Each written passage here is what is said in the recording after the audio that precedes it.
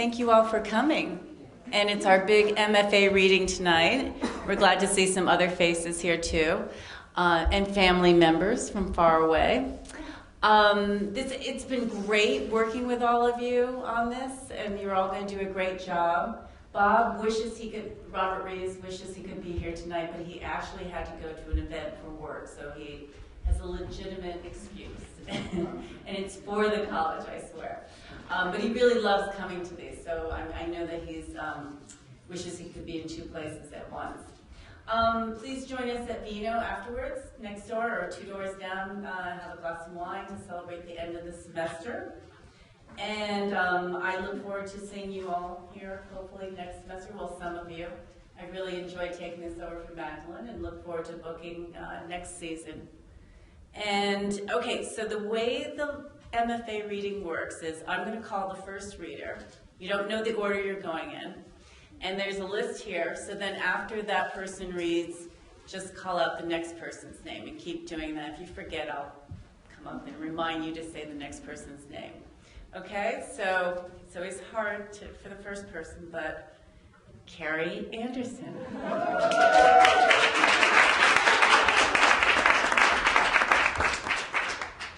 Hi, I'd like to thank my mom and dad for coming here from Indiana to see me read tonight. And my piece is called Single Room Occupancy, and it's a memoir piece. And I'm going to try to do an Irish accent for part of it. So, the rooming house on the Upper East Side was basically a glorified flop house, which was one step up from homeless. But then its sickly blue interiors were Ireland's discarded. Men who had come to New York in their youth to work in the union and had stayed on, paying their $70 a month until 2012. The year I moved in, a 24-year-old girl desperate for a place to live. By that time, the Irishmen were white-haired, constantly bickering with each other, saddled with paranoia and bladder control issues. It was Susan, the crippled Scientologist who worked in the front office, who gave me my keys. "Welcome to hell," she said. Her glasses were held together on the side by tape. "I like your hair," I said in response, pointing to her curly, fading red. "Thank you, honey," she said. My apartment consisted of one small room, furnished with a twin-size bed that crinkled when I sat down on it, the bed bug protector sheet thick and plastic. There was an ugly maroon desk chair in the corner underneath the one window. I missed my family in Indiana. Loud voices carried into my room.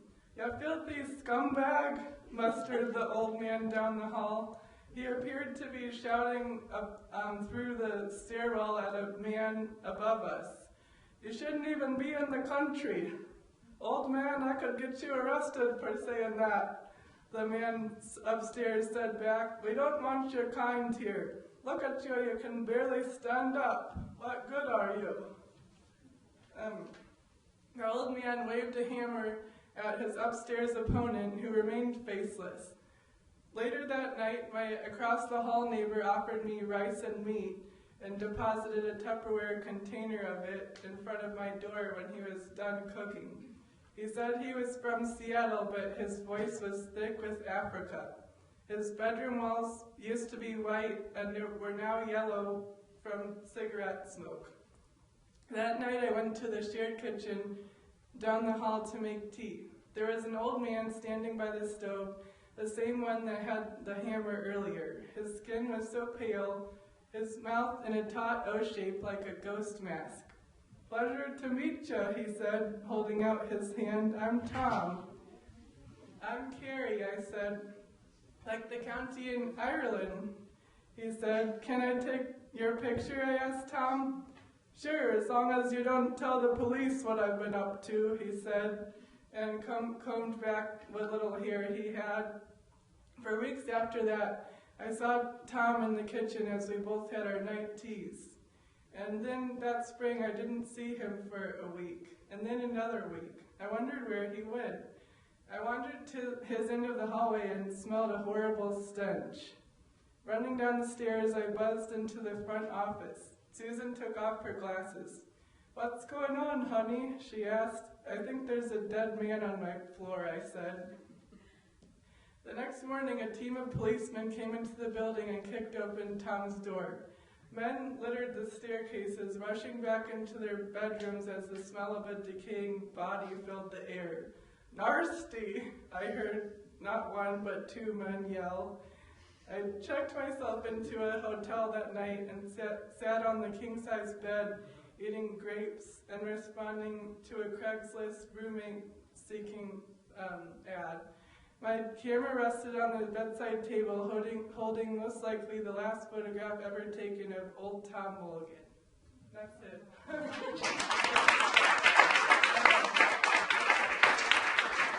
Ricki Miller.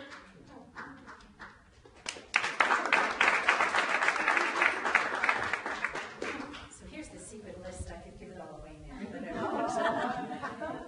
This is from a piece that's in the current issue of the TSR. It's called Absolutely Perfect, and it's a memoir I'm working on. These are the first few pages. Sitting on the red brick steps that lead to the porch of my home, the 8th house on the east side of the block, my elbows on my knees, fists on my cheeks, I wait patiently. My friend Monk, an Irish setter who substitutes as my own dog, since my brother Ronnie is allergic and we can't have one, rests on his steps on the house next door, the 7th on the block, and waits with me. There is the tiniest breeze. We both know he will be here soon. It's 6 p.m. on a weekday at the end of June on 174th Street in Queens. The sun's still squinty bright. The universe is basically made up of a 1-mile radius of this block, plus my grandparents' apartment in Brooklyn, and my father's loft in Manhattan, where he manufactures men's and boys' jackets and shirts. My dentist works and lives around the block, my doctor about a mile away, my dancing teacher near my doctor. The grocery store, bakery, and movie theater are 2 blocks away. The elementary school, Public School 173, is 1.5 blocks away. Across the street, I can't yet navigate. Mostly, we walk. We are a walking family with biking, roller skating children. Our comfortable dark green car sits in its house, the garage, like a dog in a doghouse. Used only when absolutely necessary, like if your arm gets broken, mine in a few years, or it's too far to walk, visits to my grandparents in Brooklyn every Sunday, or you're going to Jones Beach, a 45-minute drive. I have grandparents, cousins, aunts, and uncles who live in other parts of Queens, Brooklyn, and Rhode Island. But for comfort and safety, this stoop, this house, is it. School has closed for the summer, but I'm 4 and don't go to PS 173 yet, so the ending signifies that my brother Ronnie, who has just turned 9, and all the big kids on my block will now be out playing day and night, stickball, running bases, war, hide-and-go-seek. Filled with 40 houses, 20 on a side, my block is like a playground, overflowing with kids, much like dough rising out of a bowl. Everyone is delineated as living either up or down the block, with an occasional foreigner from around the corner included. The kids only stop playing when someone yells, "Car!" which doesn't happen too often. My neighborhood contains mostly middle-class people straining towards upper middle-class status, holding good jobs that required college educations. Most of the women don't work, at least not yet, their children being too young to leave. Mainly Jewish people live here, having moved from pre-war buildings in Brooklyn like us or in the Bronx, trading up to a 3-bedroom house with a bath and a half, a backyard and garage in eastern Queens, the suburbs. Complete with a knotty pine finished basement, housing a washer, no dryer needed. Clothes are hung to dry outside with clothespins on a spinning umbrella-looking gizmo. No one locks their car or door. Families pinch themselves at their good fortune. Ah, they sigh, stretched out in a long chair in the backyard. My hair in pigtails bounces and switches when I turn my head to look down the block, the same as Monk's tail. I sit up tall and stretch my neck, so does he. I drum my fingers on my knees, he moves his paws. We are twins, one 4-year-old girl wearing shorts and a midriff top with off-the-shoulder ruffles, and one weary dog wearing auburn fur. Like Patience and Fortitude, the library lions at the New York Public Library, we are greeters. So where is he already? The screen door opens and I turn around. My mom is holding a dish towel, smoking a Philip Morris cigarette between her short red nails, which she polishes in the kitchen. "Ricki, you okay, hun?" she says, in a voice that always seems to be laughing. In between each word, there is an invisible cartoon bubble. I smile and nod. "Just checking," she adds. The door slams. I am never really by myself. Someone is always watching me. I love when it's just Monk and me, although he watches me too, an unpaid babysitter. When I fall asleep horizontally, wedged into one of my steps, Monk lies on the step below, prepared to cushion me if I roll. When I conk out on the sidewalk for a midday nap, he lies down next to me, ready to bark at anyone who comes near. Since birth, I am a world-class sleeper. My non-sleeping parents are in awe of this talent. I stand up and put my hand on my forehead, shielding my amber-colored eyes that almost match his fur. Monk stands up too. He barks. It's him, all right. I run down the steps, jumping the last two, and race past Monk's house toward the corner house of my pal, Wendy Gotkin, but stop, leaning over, hands on my knees, panting, realizing my mistake. Both hands turn palm sides out, making pushing forward movements. "Stop," I scream. "Go back," I gesture. He laughs, shakes his head, then obediently turns around, walking down to the first house. I back up to my house and then run as fast as my white perforated sandals allow. He waits and waits until the perfect distance between us is reached, and I jump into his arms. He catches me, twirls me around, then puts me down and holds me at my waist until I'm no longer dizzy and can stand by myself. He bends down, kisses my forehead with his scratchy chin, and holds my hand as I skip double fast, trying to keep up with his pace. "Hiya, Daddy," I say. "Hiya, babe," he answers. The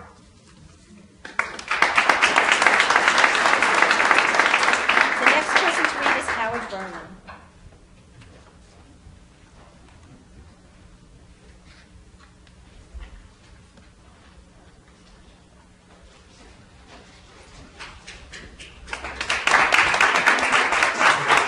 I'm going to start off with a few love poems to nobody in particular, and finish up with a few haiku-like poems.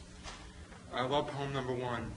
You move my heart like furniture in the Holy Temple. Your words move my heart like seeds on Adam's apple. Your waters move my heart like seas wine drunk in a perfume bottle. Your Holy Spirit moves my heart like neonate breaths that babble and sigh in a love high and simple. Love poem number 2. I am lonely for your voice. I am lonely for your heart's, your love's invoice. I pay the price for your heart like counterfeit museum art. The sun and the moon hang on our wall. The invisible ink of your graffiti like long-lost Mother Nature made a house call.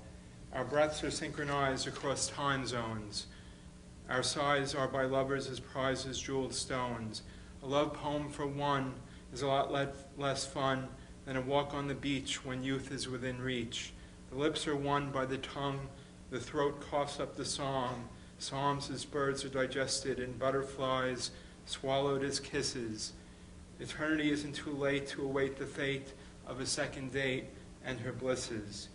Love poem number 3. Your smile is a simile of the rainbow abuzz in a bumblebee. Your heart is a simile of my ambrosia flooding up your tree. A few short haiku-like poems. Watercolors are the haiku of the beach. Verbs are the judo of free speech. The sky is all the world within reach. The Bible is the serpent we teach. The subway is the jazzy wheels that screech. My unconscious is a baby that needs a shave. The weather is a TV show waiting for a sequel. The winter has odd angles. Moonlight over a museum. Beauty is humble. The next reader is Ruth Bonapace.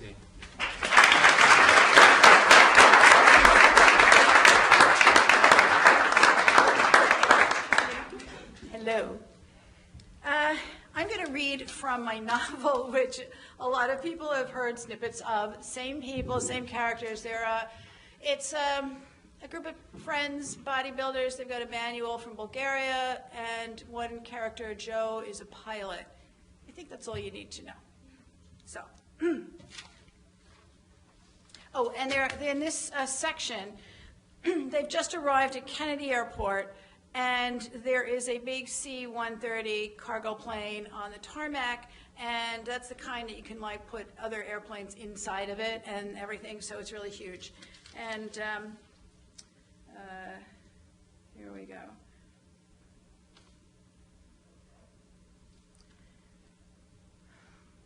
I step inside and look around. The seats are lined up along the sides, like a subway car the size of a Walmart.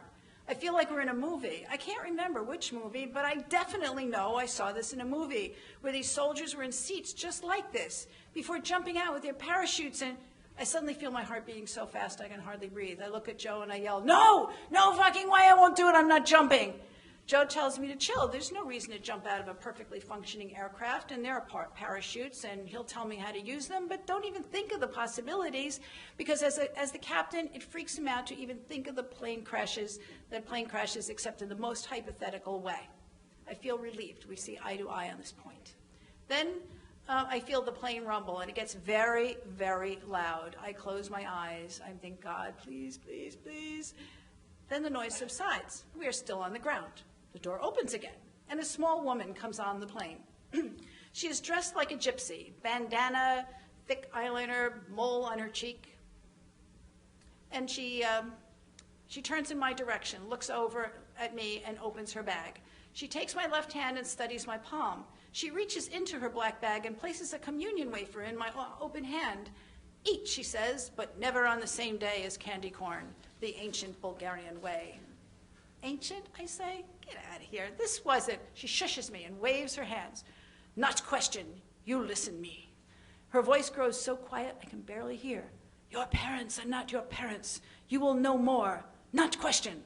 She turns and walks slowly to the door without another word, just a glance at Shearling. Shearling is a Bulgarian in a fez. "Anyone ever tell you you're the bee's knees?" he says to her. A smile crosses her lips. She slaps him on the chest with the back of her hand. "Hey, Buster, bank's closed," she says, and lets out a rip-roaring laugh, mutters under her breath, and hobbles out of the plane. The door shuts, and the engines get loud again. "Ooh, she's a bear cat," Shearling says to no one in particular. I sit in contemplative silence, morose, suddenly introspective. I think of my father, Gianni, also known as Rusty G, who grew up in Newark and disappeared before I was born. Well, he didn't exactly disappear.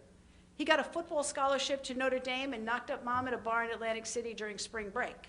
I'd like to say he gave up a career in medicine to, well, marry Mom and take care of me, but no, he quit school to follow his dream. He opened Roto-Rooter franchises in Texas, and my mother died of a broken heart. Or so they say. There is no grave. What became of Dad, I have no idea. Whenever my toilet or sink gets clogged, I think of this. Just for a minute. Like, I don't obsess or anything. I just picture him supervising a parking lot full of trucks, guys running around in overalls, snaking out drains, and he's behind a desk organizing it all. I can see him in charge in a black suit, studded cowboy boots, a pinky ring, sunglasses, a red tie, maybe another wife, maybe a daughter, not me, all on a ranch with horses and cows and rattlesnakes and a big blue sky. But due to this unfortunate twist of fate, I was raised by my grandmother in Jersey City. She drank Budweiser and watched professional wrestling on TV until she died on her living room couch with the TV on, empty cans of beer on the floor, emaciated, with black and blue marks on her arms. The coroner estimates her time of death to be just before the winner was announced for the World Heavyweight Wrestling Championships. I remember on her coffee table was a framed photo of Georg Karl Julius Hackenschmidt, the world's first wrestling champion ever, flexing his muscles in what appears to be a Speedo and black knee socks. His head is turned from the camera, so you mostly see these enormous shoulders and quads, but he seems to be a handsome man. Grandma says he was from Estonia, and that she was his girlfriend, that even in his 70s, he would lift her over his head like a human barbell. It's hard to picture someone using Grandma to complete a clean and jerk. Can't get my head around it. But then, this was a guy who jumped over a bench 100 times a day with his feet tied together. Grandma is probably a piece of cake, or a cupcake in Grandma's case, which brings me to the next subject. Was he good in bed? And was this before or after Grandpa died? I never asked, and she wasn't telling. There are no pictures of Grandpa on the coffee table, and Georg's is signed. Maybe that's why I ended up with a manual, a cosmic fate, a hand dealt from beyond the grave. I don't know, but that's my story, and I'm sticking to it.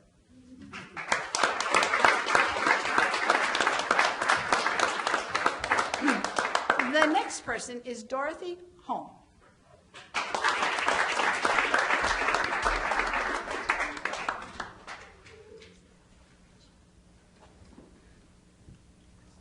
This is from my memoir in progress, which is titled Hollow Girl.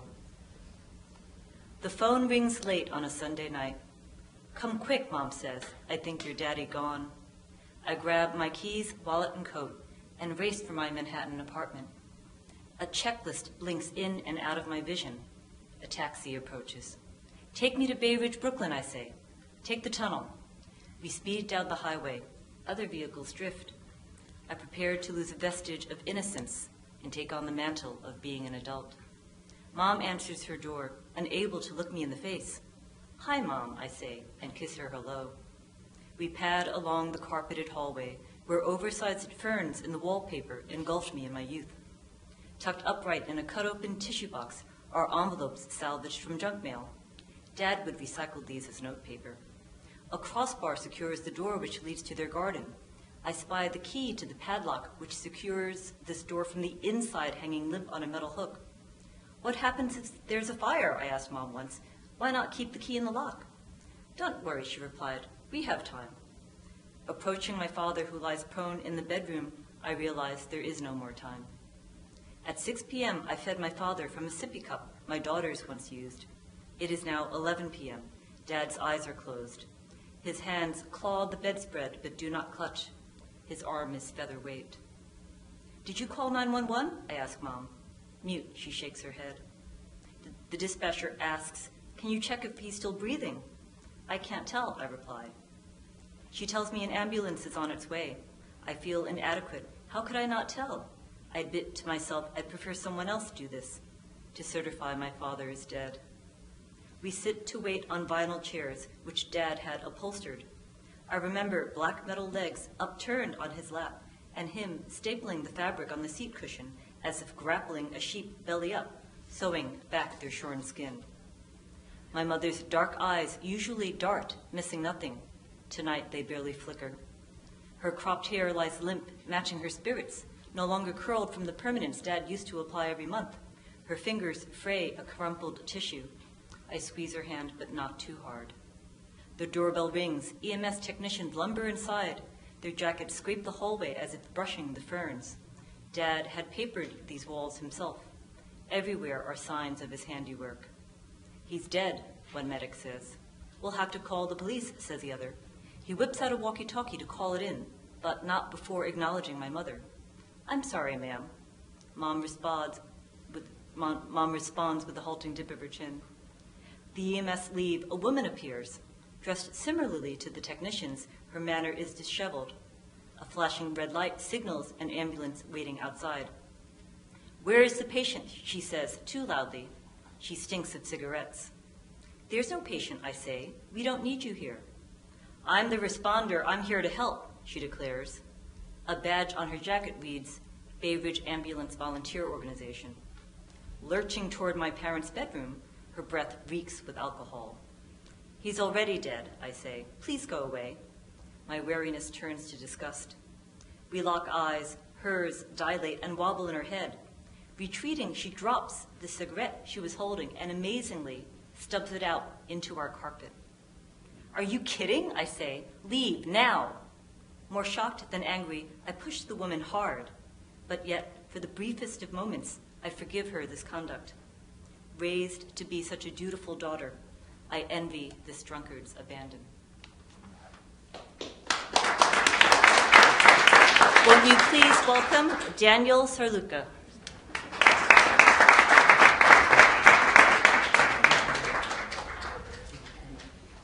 Hi, this is an excerpt from my novel titled Working Class Hero.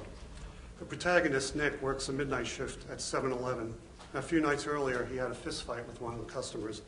In this scene, Nick is talking with another regular customer named Phil.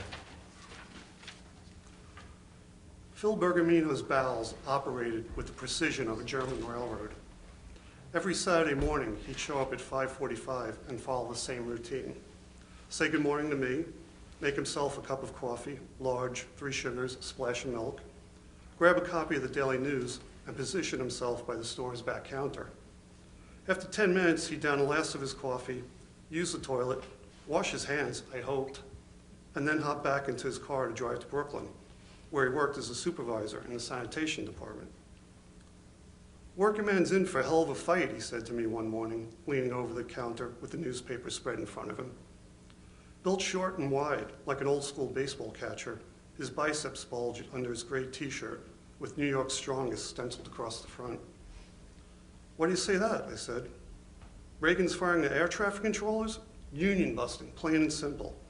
You watch, this is the beginning of the end." I could hear the angry snap of the paper as he flipped through the pages. "Did you see the story about the guy getting shot at the gas station?" he asked. "Nope." "Thursday night, Friday morning, actually. Some idiot held up a Hess station in Comac. I guess the kid wasn't fast enough with the cash. The guy shot him through the heart. He died instantly. He was only 19. "That's terrible," I said. Phil looked over at me. His hair and neatly trimmed mustache were beginning to run gray, but his eyebrows were jet black. "I heard you had a problem last week." "You could say that. You don't look too worse for wear." "I did okay." The swelling on my eye had gone down, and the dark blue bruising had faded to a yellowish tint. A momentary lull in customers had left us alone. I scooted over to the coffee counter to wipe up a spill. "There are a lot of assholes out there," Phil said, tapping at the newspaper with his right index finger. "If you're interested, I know a guy who could sell you some protection." "Thanks, but I got all the rubbers I need." He snorted. "Why, you gonna catch something from your own hand?" "You know, what we were talking about last month," he said, miming a pistol with his thumb and forefinger. "A piece." "You were serious about that?" "That's not something I joke about." "And where would you get it?" "I know a guy who knows a guy." I rolled my eyes at him. "How do I know your guy isn't selling me the gun that killed the Hess station attendant?" "It's nothing like that. It'd be totally cold piece. Couldn't be traced. These gun shows in the South, they swap them like old records." I considered telling Phil about the blue car I'd seen earlier, but didn't want to sound paranoid. "How much would a gun cost?" I asked him. "Depends. For you here in the store, I'd recommend a .38 stub nose. It's easy to handle and be plenty enough stopping power. You could probably get one for about $300. "That's a lot of money," I said. The coffee can stashed in the back of my bedroom closet had maybe $200 in it. "Aren't there too many guns out there already?" "All the more reason to have one," Phil said. "Like that kid in the Hess station, you're in here by yourself all night." "I don't know. I don't have a lot of experience with guns." "It's not that hard," Phil said. "You point and squeeze the trigger." "You ever shoot anyone?" Phil shrugged. "I was in the Army. I did a tour early on in Vietnam." "Were you ever in a firefight? What was it like?" "I got my combat badge. All I can say is, if anyone tells you they weren't scared shitless, they're a liar." "But you did what you had to do and didn't run away, right?" "Sometimes I wanted to, believe me." "But you didn't. Run, I mean." "No.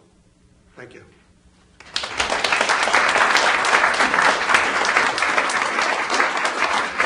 Next up is Rachel Wong.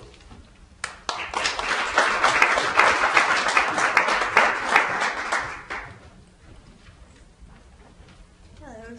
So I'm going to be reading 2 separate poems. The first one is called The Valley of Withered Light, and the second one is called Crocheting, and I'm just going to go straight into the second one after the first one.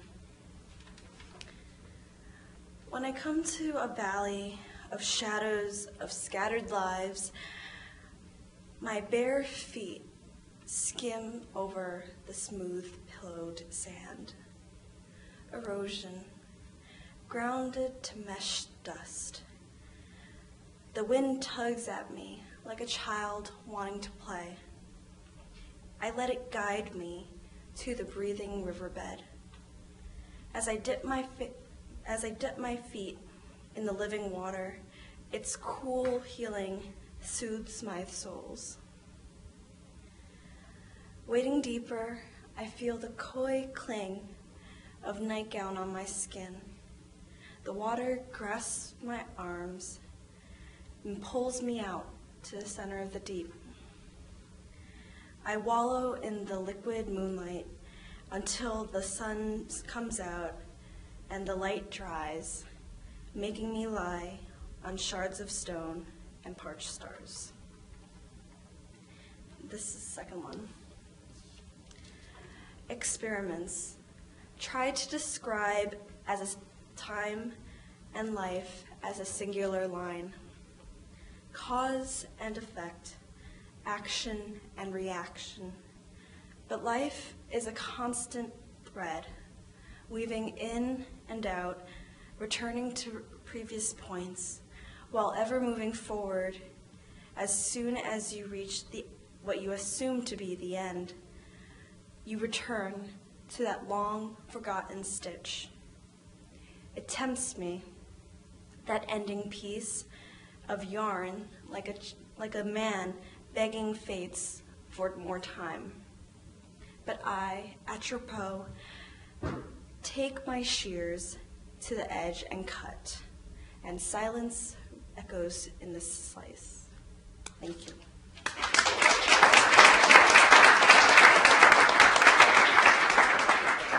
The next person is Stan Cohen.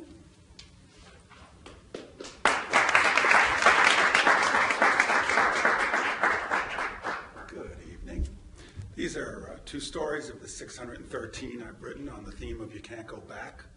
The first is on the morning after my first blast, a memoir by Stan Cohen.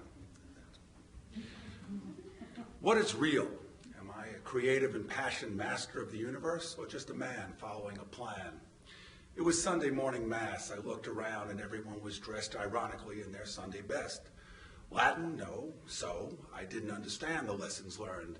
I was in my green zippered hoodie and sang in chords off key. From on high, Jesus with his own cross to bear stared directly at me, telling me, "Our Father who art in heaven, hallowed be thy name," is there for you. So, G-Man, my bro, are you giving it up to Dad? He doesn't listen to me. If he did, I'd know what to wear, or at least have my Bentley convertible.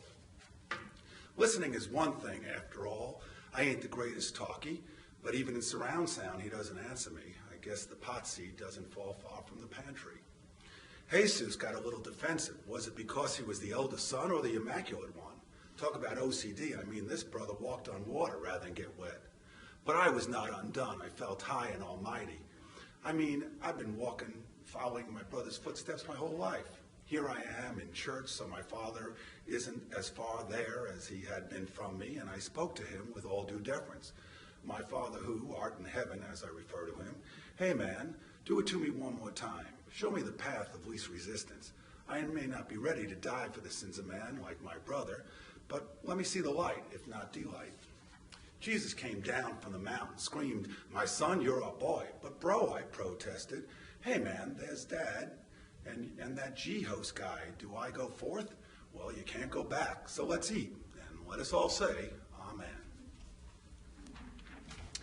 And the second, entitled The Morning After My Last Blast, a memoir by Stan Cohen.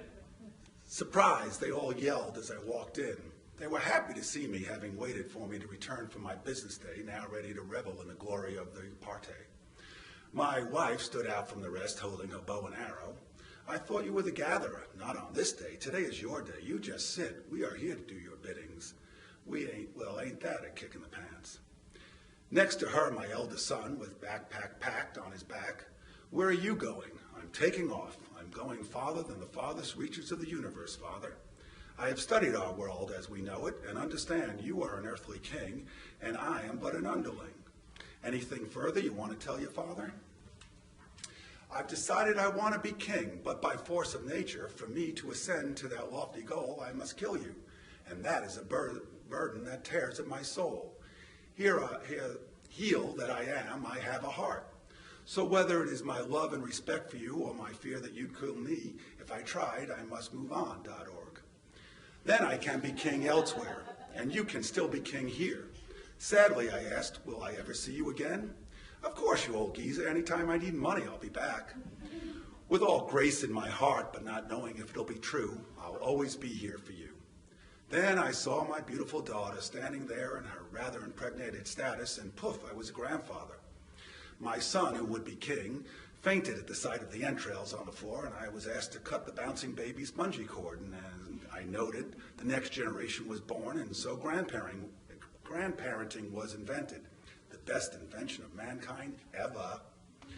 I then saw my friend who I had grown up with sitting atop the largest rhino I had ever seen, and he was rather placid amongst all festivities, which caught my eye, and he was such a party guy. How are you, my friend of the ages? You don't seem yourself. I was doing fine until yesterday, as I crossed the street, from nowhere, this rhino decided not to yield. See this woody sticking out? Let's just say it ain't because I'm happy to see you. But there are silver linings to this cloud. I have a chauffeur wherever he goes and a hat rack. How I got here, I cannot explain. My wife, who always knows best, chimed in. The rhino, being the largest rhino on the face of the earth, was invited to share this day. Now it all made sense to everyone except me. Questions abounded. How familiar was my wife with this very same rhino that had become inseparable from my friend? It was all very disconcerting, but others needed the attention of their king, so I partied on, dude. George, Jack, Maurice, all wanted a selfie. Wait, I realized, not Maurice, that man is trying to kill me. Why would my wife invite Maurice except on a platter as a main course? Well, once again it proved valuable to be invincible, and though he tried, poor old Mo was unsuccessful yet again. Even I admit his experiment with explosives added to my guest's delight, so once again my wife was right. The cake was delicious, the baker knowing my favorite recipe and flavor despite having lost his hands at cards. We should give him a hand. Let's hear it for him. Look up in the sky. It's a bird, it's a plane. When the alien ship landed, my wife told me as a gift she had arranged this vacation. We boarded and we never heard from again. In our explorations over time, which we had plenty of, she explained the gift was really for my son so that he may rule the kingdom. To this day, I thank God, remember God, and my wife for such a simple solution. Knowing my son and bouncing baby grandson were left behind to rule the universe, I'd want to go back. Ah, man, such is not a choice, and that's why they call it the blues.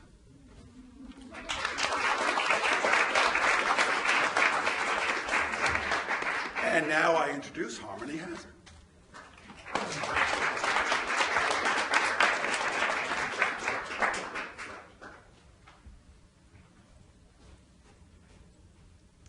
This is an excerpt from Gesturing in the Dark, a short story. The silence would last a whole day. After they talked and miscommunicated and argued and demanded and lectured and begged and yelled and preached and complained and shouted and cried and then talked even more, they decided finally to take a day and not speak to each other. There was nothing left to say. They sat in the living room together but apart. They each typed at the computer, shuffled papers, jotted notes, their heads still floating in the world of words. He didn't know if silence was the vacancy in the room or the thing that filled it, but it was everywhere, surrounding them. If there were things worth saying, he would have made alphabet soup for her and left the appropriate letters in the bowl for her to see. And after just one look at those soggy letters, she would understand him. If there were things left to say, he would have taken her to the beach, their favorite one, and written love notes in the sand for her, dragging his bare foot or a lost stick along until it articulated something useful. Above them, birds would swoop with their own conversations. If he were to speak to her, he would name the birds. If she were to speak back, she would correct him, saying, "It's not a sandpiper, it's a plover. See the black line?" If he was speaking to her, he would ask her questions. How does one find meaning in this world? How does one stop wanting more? And she would take his hand, kiss his cheek, and say, "Let's go for a walk. You need to see the clouds." But he didn't make alphabet soup for her, or ask her questions, or take her to the beach. They stayed in the apartment and kept apart, each looking out the window at the sun, dreaming of taking the A train all the way to the Rockaways. They had never spent much time silent together. Even their sex was full of whispered flirtations. They felt lucky to have so much to talk about. They watched quiet couples in restaurants, the ones who shifted their forks around in their plates and tried to talk about the salad, and they swore to each other that their conversations would never be dead like those. It was only when they were first together, first enthralled by each other's bodies, before they scheduled everything, even sex, before they labeled all the drawers in the house and negotiated agreements and signed contracts and leases. They had spent time together, silent. In those days, they would lie together naked in bed, blinking at each other or mapping freckles. Or they sat in the bathtub, eyes closed, the water hot enough to make the words just slip away. He fell in love with her the night she put her hands into strange shapes, and there against the dim wall made delicate shadows. As he watched her gesturing in the dark, the shadows became animals, became humans, became stories he wanted to understand. He didn't notice the silence then. It hadn't felt like a lack of anything at all, but the gain of something else. After hours of silence, he would realize the words felt so unfamiliar as his voice returned to croaking them out. Should we order pizza? Or, I think your show is on tonight, felt like an insult to whatever it was the silence had been. The silent day wore on. They swallowed up all the usual things they would have said to each other, all the comments that had once been important. They did not meet each other's eyes, tried not to notice what was absent. In their silent apartment, they could hear the sounds of the city below them, all those angry mouths crossing streets, the cars hollering at each other, the old men complaining to their handkerchiefs, the young men complaining to their cell phones, the skyscrapers of words stacked upon each other. When they decided to stop speaking, he had been afraid that the day's silence would feel impermeable, like a wall on the border, a wall he would want to knock on, test the sturdiness of, bang against, tear down. But as he sat there with her, not talking, he was surprised by what was shared. The silence spreading between them was not like a wall, but like land, land that offers infinite expanse. It was as if fields had sprung up in the room with them, full of wildflowers and scampering critters, an unexplored vastness. He noticed not just the shadows, but the area between them. He had never noticed all that space before.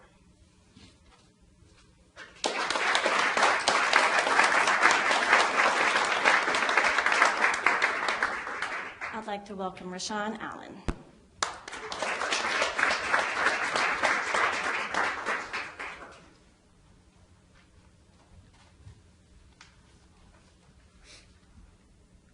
Hello. This is a piece from a memoir piece. It's called Mouthful of Problems. Whenever Mom and I would go to the dentist, it landed on a Saturday. My appointment would be right about the time my favorite television show, X-Men, was airing. I would miss it to have the dentist tell us I have no cavities and my teeth are fine. But this time, it didn't go according to plan. The dentist, an older Jewish man, had x-rays in my mouth on a monitor. Lying down on the dentist chair, I tried to focus on the bright light, the dental engine, the small faucet, and the spit sink. None of it worked. My eyes landed on the moles of teeth on the counter, and my ears hung on each word Mom and dentist spoke. He's going to need braces. For how long? At least 22 months. I couldn't ignore their conversation. I didn't want braces. I could live a normal life without them. Give me a couple years, I could grow into my teeth. My smile would see me through life. I couldn't grasp the idea, but I needed braces because I had an overbite and my two front teeth stuck out. Mom was probably concerned about affording braces. Her job as a coding clerk at Rosenthal had ended, I imagine, due to budget cuts.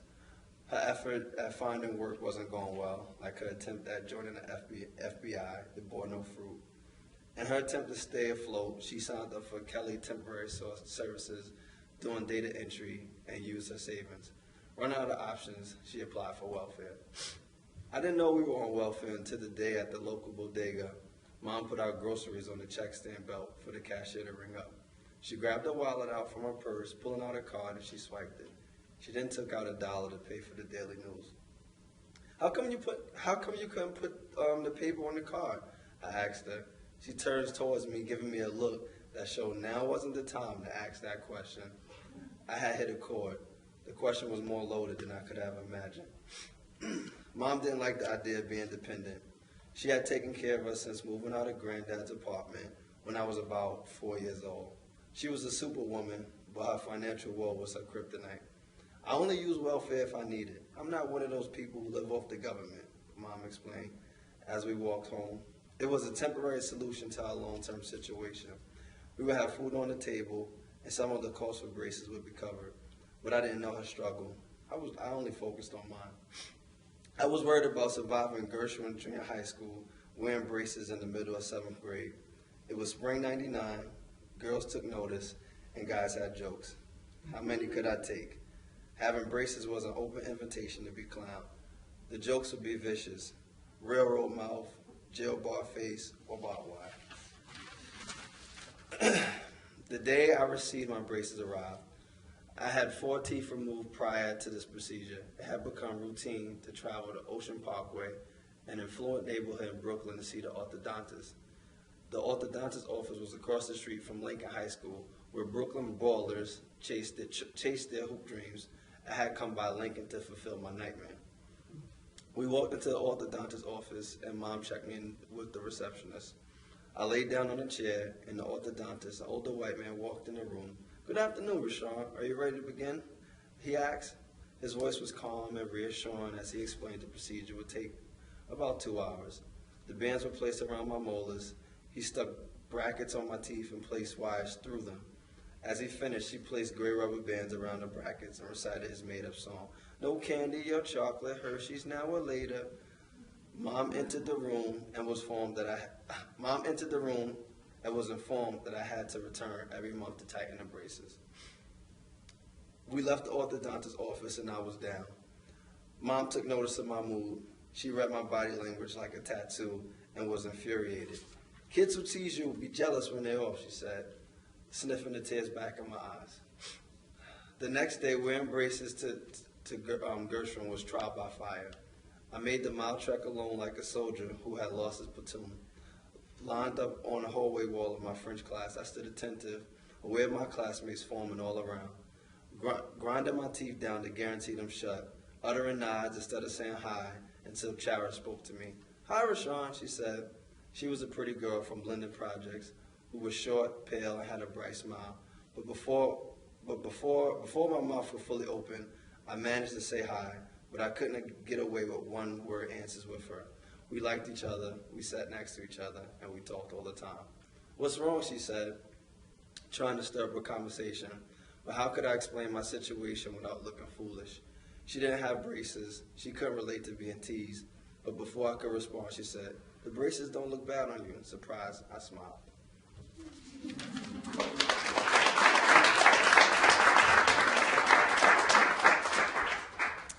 Emily.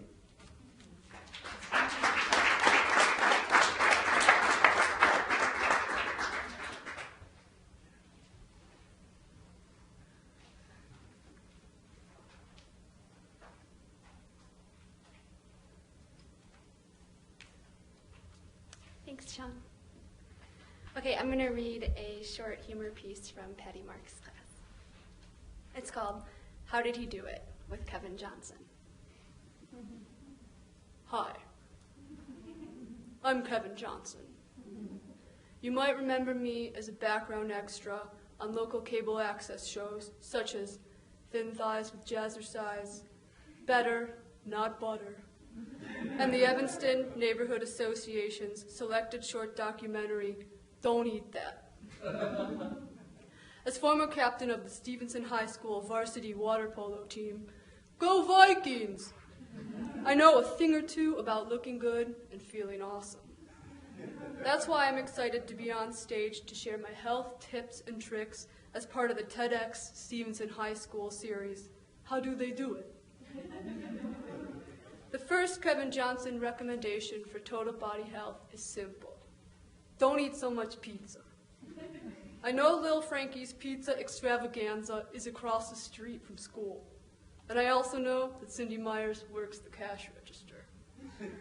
But unless you want to be Ralphing on the back of the bus on your way to the biggest water polo match of your life, 4 pieces of pizza stacked on top of one another to make one epic piece of pizza that you shove in your mouth before shotgunning Lil Frankie's famous protein shake is not worth it. Even if you handle it like a boss and all the freshman players applaud. Also, Cindy Myers and I hung out for a little bit after Spanish class last year, and she's like, not as cool as she looks. The next Kevin Johnson recommendation for total body health is, you know that moment when you're stepping out of the shower and you catch a glimpse of your abs in the mirror and you're like, wow, I look pretty ripped. Yeah, try to do that more often. Finally, I would suggest to all you freshmen and sophomores out there that you start using the weight room every morning before school. I did this when I was a freshman, and it gave me the chance for some workout time with Tony all the way Jeffers, who scored the winning touchdown of the 2011 season against Bay City. Jeffers taught me a better way to bench press and how to brush back your hair when it's really sweaty so it looks like you just stepped out of a waterfall. Getting that attention from an upperclassman like Jeffers really solidified my passion for being awesome. Now, I would like to take this opportunity to say that Tony Jeffers is completely innocent of the accusations against him concerning the alleged doping ring at Stevenson High. That charge is false. During my recently ended career on the state championship water polo team, I never saw any illegal activity take place at Stevenson High or in any location in the vicinity, including Tony Jeffers' car. Go Vikings! Thank you for taking the time to listen to my tips and tricks at TEDx Stevenson High's How Do They Do It? If any of the beautiful ladies in the audience have any questions for me, Kevin Johnson, about how to look good and feel awesome, text me. Next up is Nobody.